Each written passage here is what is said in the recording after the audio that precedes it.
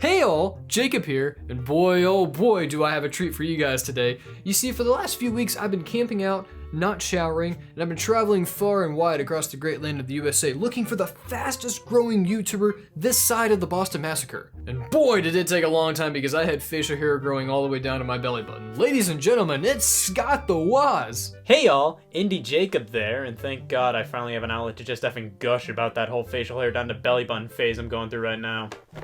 The market's at its peak at the moment. The chart clearly shows the ratio between Scott the Waz's who are into facial hair down to belly buttons compared to those who aren't. Alright, so the GameCube. Oh, this is Nintendo's stepson that they kind of don't want to talk about, but for the most part they just act like it never really happened. The system actually had a lot to offer in terms of the video game department, but other than that, it was kind of just a hunk of plastic that was shaped like a lunchbox. So we're here to talk about some of those games and force our opinions on you because that's what the internet is for.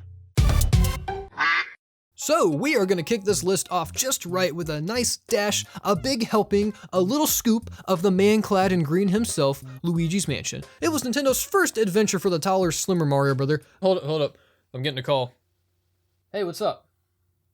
What? The 3DS? Oh, what in a pile of dick. So we're gonna kick this list off right with a big helping of the man clad in red himself, Paper Mario: The Thousand-Year Door. Now I'm gonna try to get through this without sounding too much like an enraged fanboy, but I want actual Paper Mario, not this bullshit! I was actually one of the few defenders of Paper Mario Color Splash. I actually thought the game did have quite a few fun things to offer to the world, but there's no denying the fact that the battle system was trash. Other than that, I found the world's exploration and writing to be top tier and purely brilliant at times, but you know what game did it better?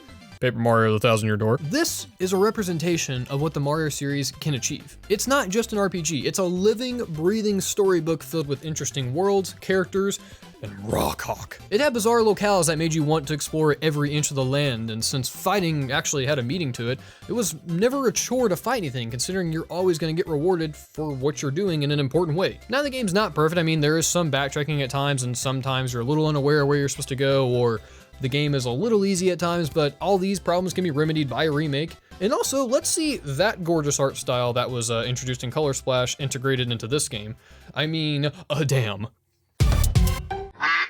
Chibi Robo, Nintendo's favorite, least favorite franchise. They just love pumping out a new entry in this series every now and then, but they just aren't the same as the GameCube original. It's a little robot running around a large house, what's there not to like? The game came out at the tail end of the GameCube's life, and putting that together with the fact that it was released on one of Nintendo's lowest selling consoles and that it was called Chibi Effin' Robo, it's no surprise not many have played this one. It's a shame because the original is the one fans fell in love with, and it's been abandoned on the GameCube while we have this thing to play on the 3DS nowadays. This game doesn't need too much done to it, to be honest. Just to spruce up in the visuals department would be stellar, and a $20 price point would get the job done.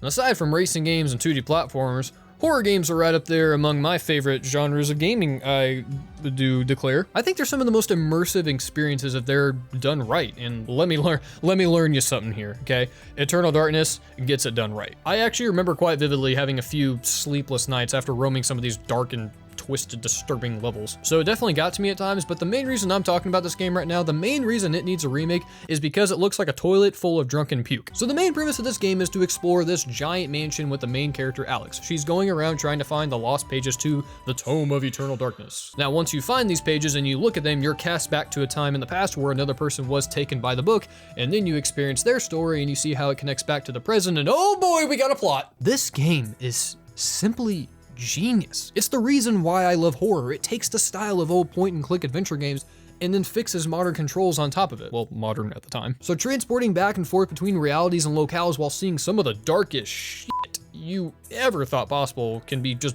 bone-chilling. Eternal Darkness also implements something called a sanity meter, and this one mechanic, this one thing, is what sets this game apart in a spectacular way. I don't think I'm ever gonna forget the first time I saw my TV flickering on and off as if something was actually wrong with it. Like, I was playing in my room with all the lights off and I actually spit my sweet tarts out while just trying to collect my thoughts. So if you're ever trying to figure out a new way to piss yourself, look no further.